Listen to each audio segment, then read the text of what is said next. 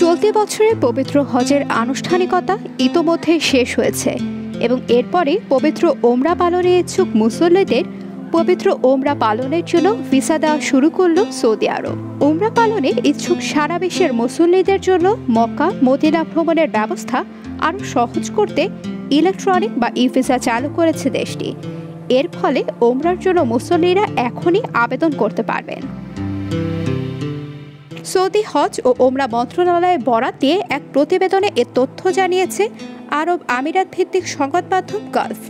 সংবাদ মাধ্যমটি বলছে, পবিত্র ওমরার জন্য ই ভিসা ইস্যু করা আবার শুরু করেছে সৌদি আরব। সৌদি হজ ও ওমরা মন্ত্রণালয় জানিয়েছে, নুসুক অ্যাপের মাধ্যমে এই ভিসার জন্য আবেদন করা যাবে, যার অর্থ ওমরা পালনের জন্য মুসল্লিরা 19 জুলাই থেকে দেশটিতে আসতে শুরু করতে পারবেন।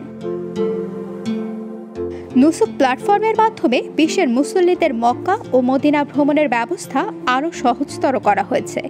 এছাড়া এর মাধ্যমে মুসল্লিরা পছন্দ অনুযায়ী বাড়ি বা বাসস্থান বেছে নেওয়া, যোগাযোগ সেবার পাশাপাশি বিস্তৃত তথ্যের ভাণ্ডারেও প্রবেশ করতে পারবেন। এছাড়া সহজেই যেন বিশ্বের সব মানুষ পছন্দ অনুযায়ী প্যাকেজ বেছে নিতে পারেন এবং সাবলীলভাবে চলাচল করতে পারেন, সেজন্য অ্যাপটিতে বেশ কয়েকটি ভাষাও যুক্ত করা আছে।